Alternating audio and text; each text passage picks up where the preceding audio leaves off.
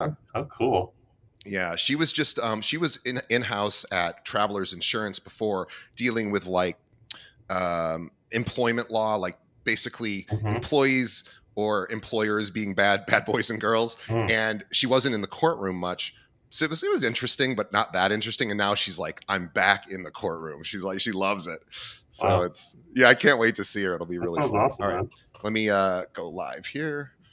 All right. I'm also going to paint the back of this, get this painted blue, so it so my pale face looks a There you go. little bit better, I think. It's probably time. All right. Let's get started. All right. I've got a hard stop at the top of the hour, by the way. Cool.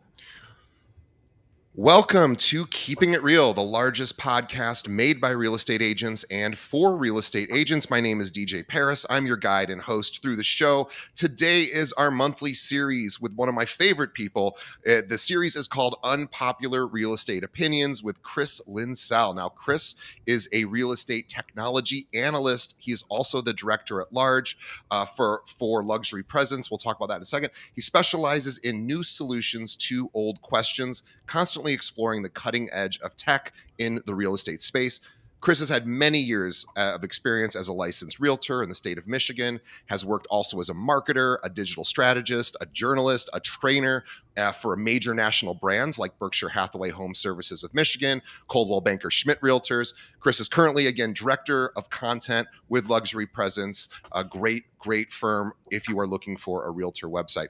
Chris is also an accomplished musician, actor, and speaker. Chris is engaged with audiences in sizes ranging from 30 to 3,000. He is almost always every year at the National Association of Realtors convention, usually getting the biggest audiences. He speaks at conventions and all sorts of events all over the country. To learn more about Chris and where he's going to be, chrislinsell.com. Chris, welcome back to the show. DJ, thanks for having me. I think we got to cut that intro down a little bit. No way. I appreciate all of the love, but we got things to talk about. You don't just want to hear about what I've been up to. We got things to get into here. Well, let's get right into it. Okay. Well, first of all, I think this is a little belated, but we haven't really had done an episode since 2024. So happy New Year. How's 2025 for you? Happy New Year to you. It is snowing today in Chicago. This is like our first major snow.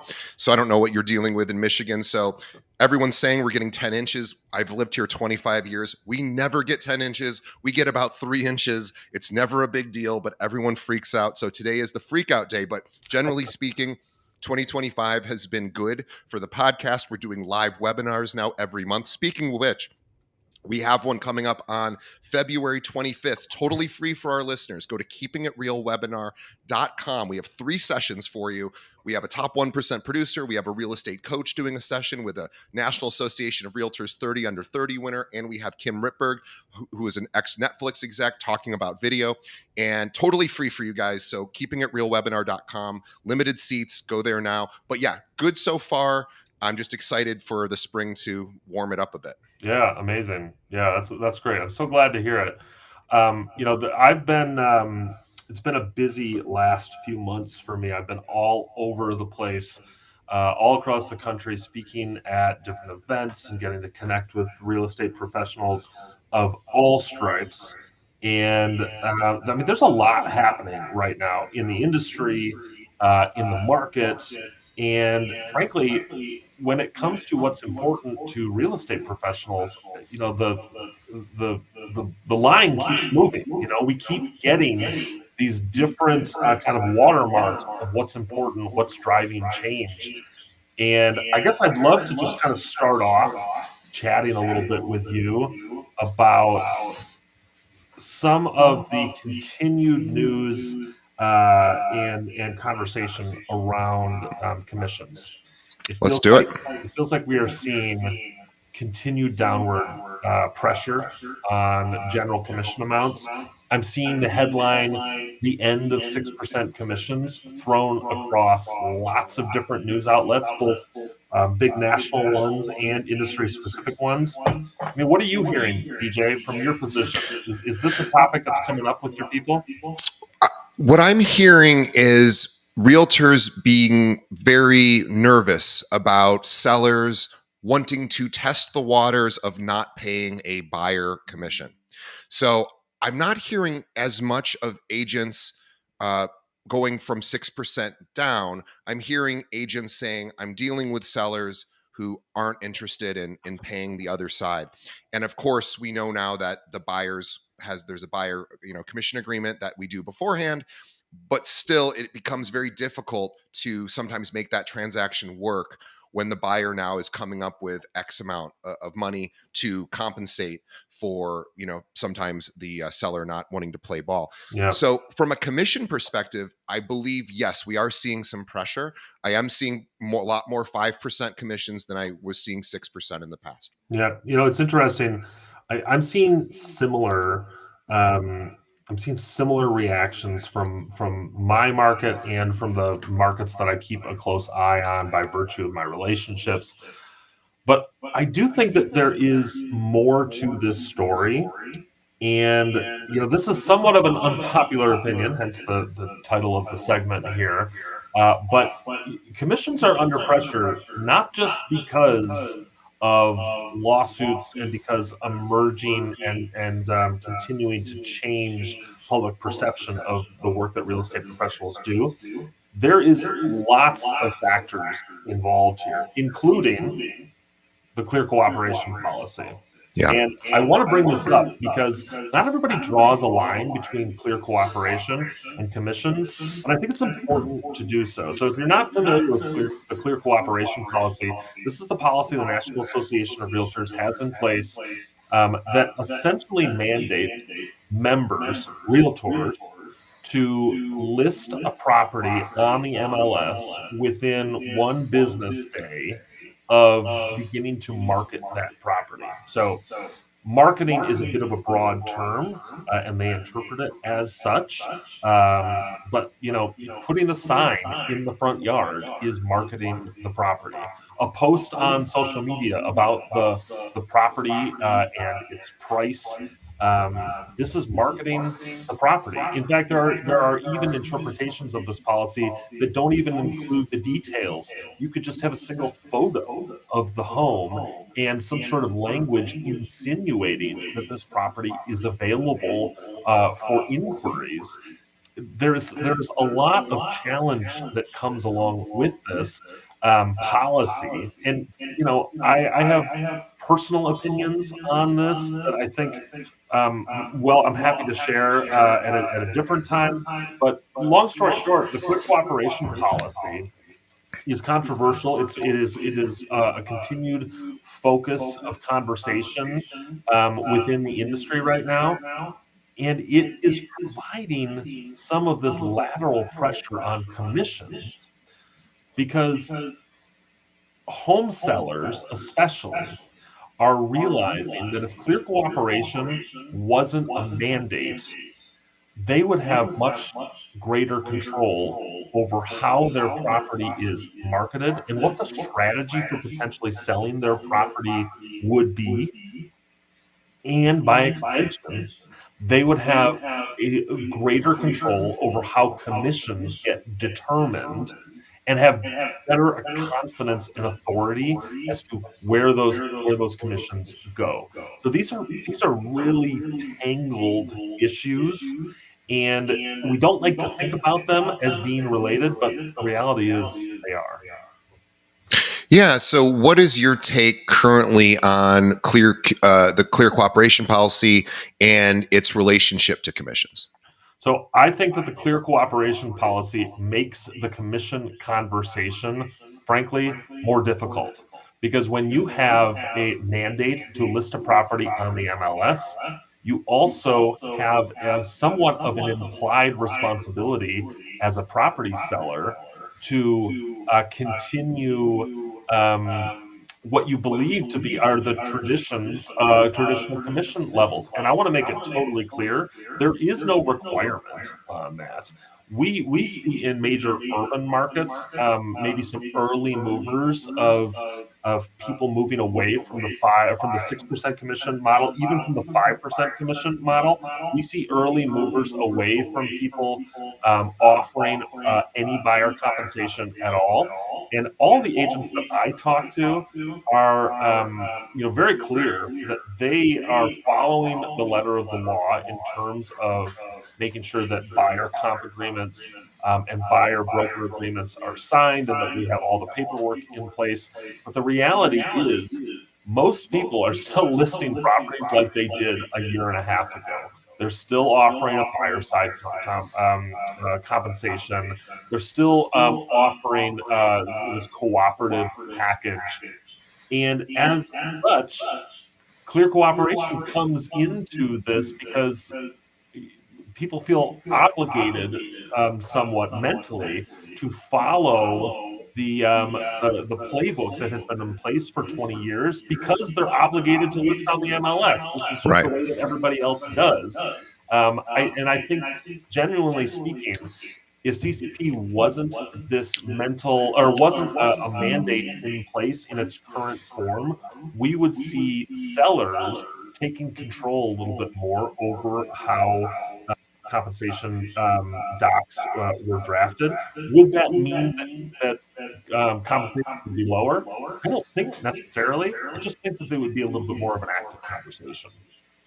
Yeah. So if you were an agent right now, what might you do to ensure that your business can run as usual now that buyers and sellers are becoming more aware of some of these changes? They're becoming aware that options exist Yeah, that maybe didn't in the past, or at least some are becoming aware. yeah. So, what do you think? Well, number one, what do you think is going to happen to agents who are part-time in the business? I'd like to actually Mhm.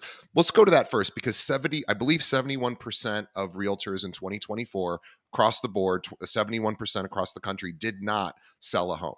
Something it's near that number. Uh-huh. So we have a lot of people with licenses that are not using them. Yep. What's going to happen, number one, to those people?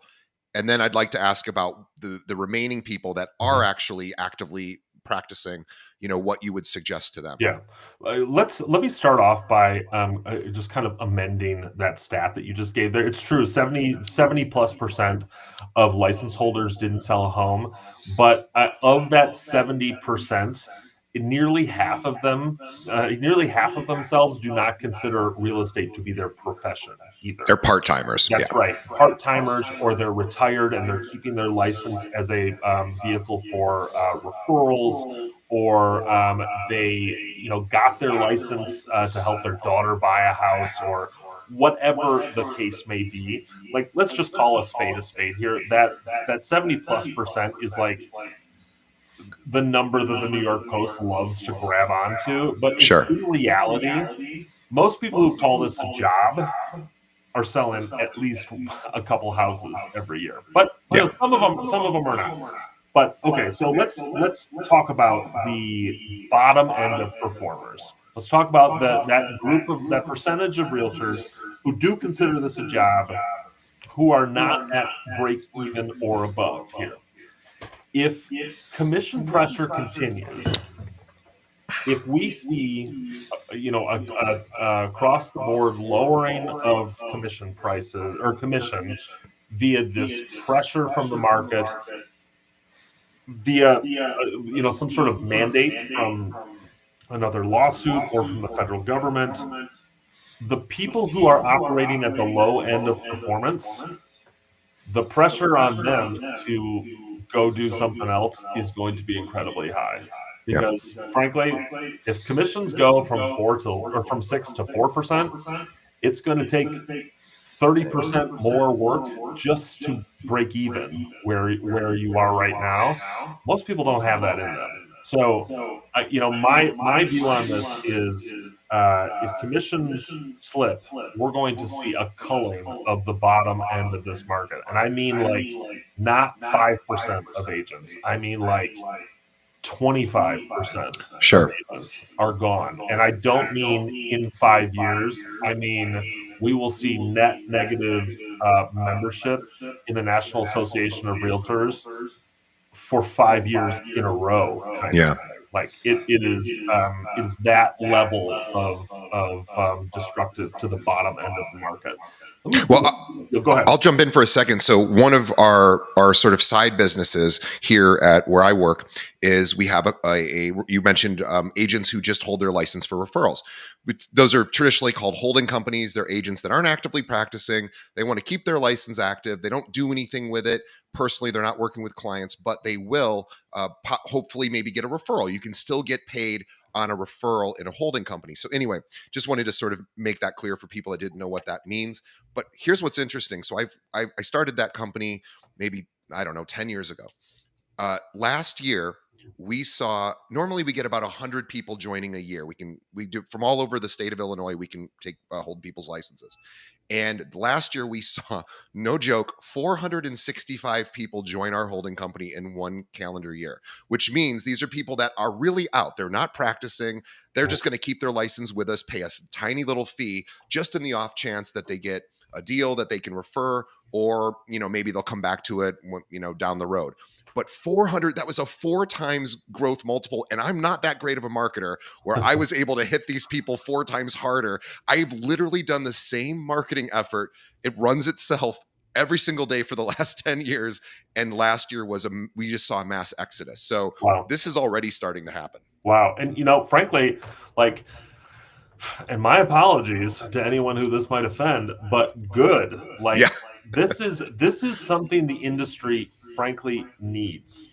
I mean, is in desperate need of. And here's my rationale why.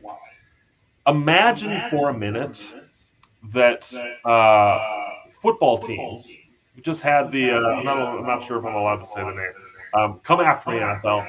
We just had the Super Bowl, and imagine if football teams in the Super Bowl had, instead of 53 man rosters, like you can have 53 guys in uniform. It might not be 53, so feel free to come at me in the comments if I don't have that right. But it's like in the low 50s. That's the number of people that you can put in a uniform for every game.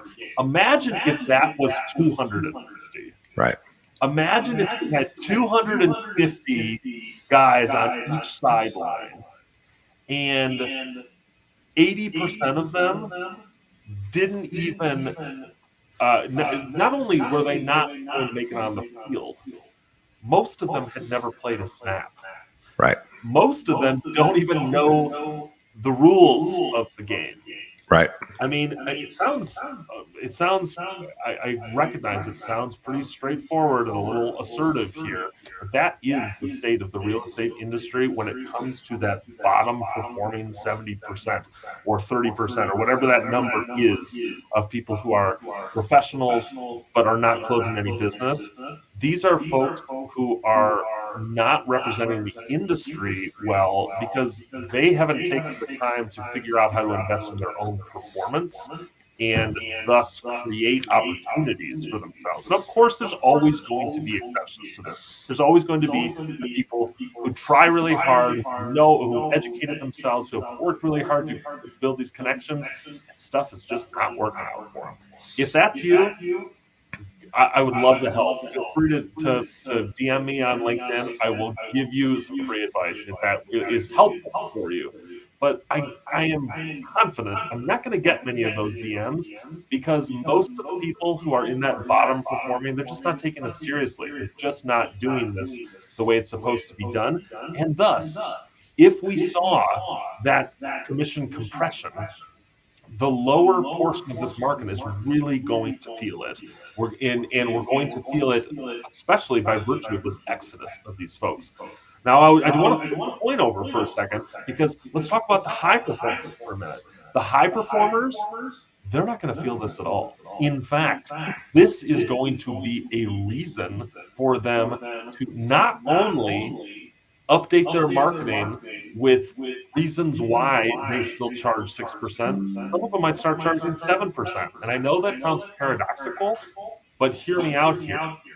We have a clear identification, a line in the sand that has been drawn between those who are worth it and those who aren't. And those who are worth it are going to start saying, yeah, you pay me a premium price because I've sold 11 homes just like yours in the last 24 months. I've sold 1,100 homes in this market, me and my team have, in the last 11 years. I know the people who are shopping for these homes. I know the agents that represent them. I know the banks that represent the mortgages that are used to purchase these sorts of homes. I know all of the stuff. Like, yeah, we've all got access to the MLS, but I got the goods. I Yeah. know the people. I've spent time getting into these markets in places that isn't available on the first page of Google. I'm worth it. I'm worth it for this. And this is another reason why clear cooperation, as it stands right now, if it is amended or removed, is going to be an accelerator towards creating a more succinct, high end, high performance portion of the real estate market. And that's going to be reflected in commissions as well. Yeah, I'll tell you too. I talk to a lot of, obviously, my podcast, I interview top one percenters. Not one of them has mentioned a concern around commissions. And I ask them, usually sometimes off camera, but I say, hey, what are you seeing? Are you seeing a compression? They say, not yet. We're not seeing that. And in fact, again, the exodus of the lower performers just gives opportunity for them to gobble up market share. Totally, 100%. And frankly, like that is the kind of the dirty little secret that nobody really talks about here. But if you do the math on it, it's pretty obvious. Like, let's say that that bottom 50% that is closing very few deals, they're still closing some deals. Like, and that bottom portion, when they exit the market, somebody's going to need to take over that 15% of transactions that they were representing. It's going to go to the top performers. And so I want to just wrap up this little conversation package with a little bow to say the real opportunity here is for, certainly for high performers. You've got, like, the table is set for you. You've got the napkin tucked in your shirt, like it's time for you to eat, kind of thing. But the real opportunity is for those mid-market performers who Yep. are capable and competent and experienced, but they don't have that big broad market appeal yet. Right now is a time where you should be working on figuring out how to capture some of that lost inventory so that it doesn't just flow to the people who are going to show up, at the top of the performance results in your market rankings. Like, there is going to be a portion of that inventory that gets abandoned by these low performers that leave the industry. There's going to be a portion of that inventory that is going to be niche specific. It's going to be condo sellers. It's going to be first time home sellers. It's going to be vacant land sellers. It's going to be, I mean, you name the niche. Right now, there's an opportunity for, if you haven't yet, is to dig deep into one of those niches so that you can be poised to capture some of that abandoned inventory. Because otherwise, it's just going to be captured by the big name celebrities in your market. Everybody knows who those agents are. Right now, you can capture some of that, but you got to do the work now to get yourself ready for it. Here's a quick action step for those in that middle market that don't want to lose market share to the higher performers. Here's what you do, or here's a suggestion for what I would do if I were you. Number one, I would subscribe to ChatGPT. It's $20 a month. It's totally, a reasonable thing for what I'm about to tell you. You're going to go there and you're going to ask it to pretend it's a customer, whether a buy side or sell side customer, and you are going to say, "Drill me." And you can speak to it, so you don't have to type. You can literally speak and say, "Throw every objection at me about why I should go with you, DJ, middle tier performer, without all the accolades that the big people in my industry, the celebrities in my market have." And tell me, and when I'm giving you an non-compelling reason, you correct me and tell me what a better solution would be. Have it grade you. You could do this every day for 10 minutes. Within 30 days, you will be unstoppable in your pitch. Don't even worry about, I don't know what to say. ChatGPT will help you with there. It Hmm. will, and you can even find language models that have already been trained on this. You can literally search. I found a language model that's trained on the Gottman relationship stuff. So I ask it, I go, I'm having this challenge with my relationship. And I'm like, what would the Gottmans say? And it literally tells me what they would suggest I do. You can do this in real estate for $20 a month. You're almost like getting a real-time coach, and you can practice this all day long. Totally, totally. I love this idea. It is super helpful. And I admittedly, I'm a tech guy, so I'm into this stuff just kind of naturally. I talk to ChatGPT, not joking, every day. Me too.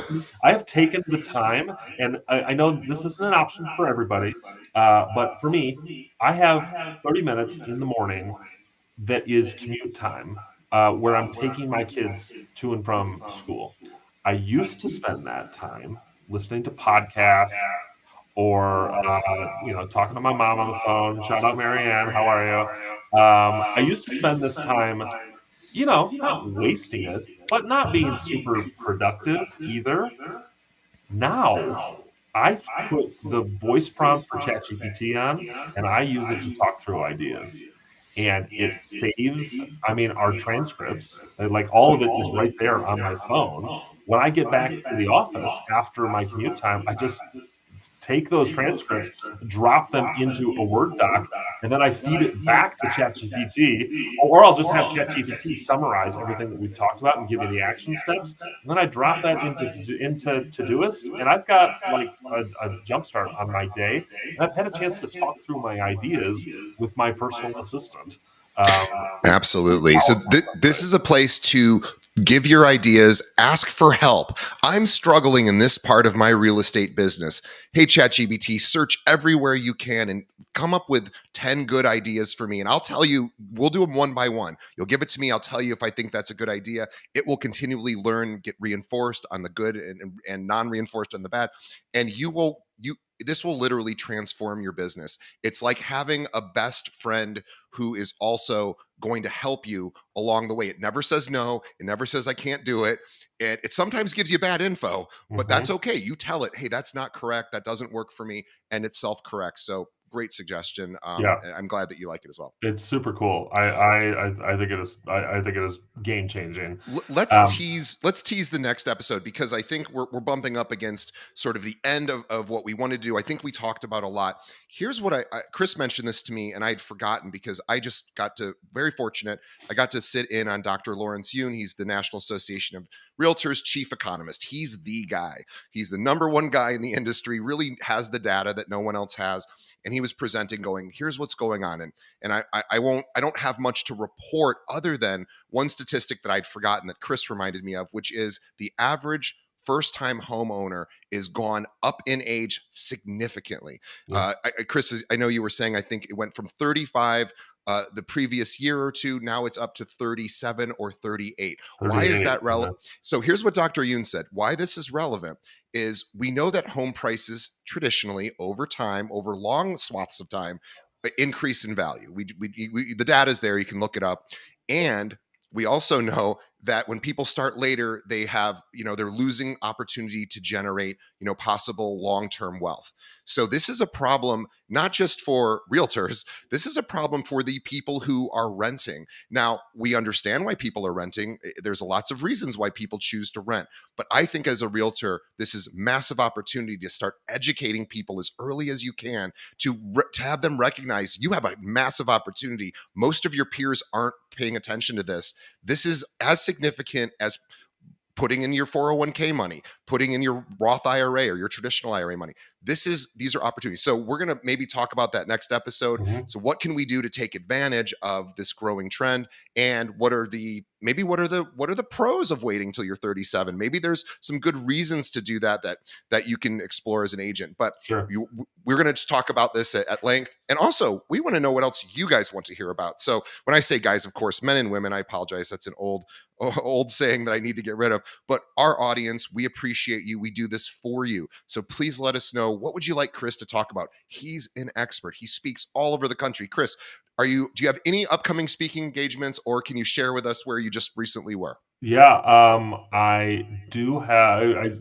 My most recent stuff was some private consulting that can't do a ton of talking about here, but it is a good opportunity to remind folks that if you, your team, or your brokerage or your company want to talk about how you can better position yourself to serve your clients and integrate technology into your daily practices, I'd love to be a part of that conversation.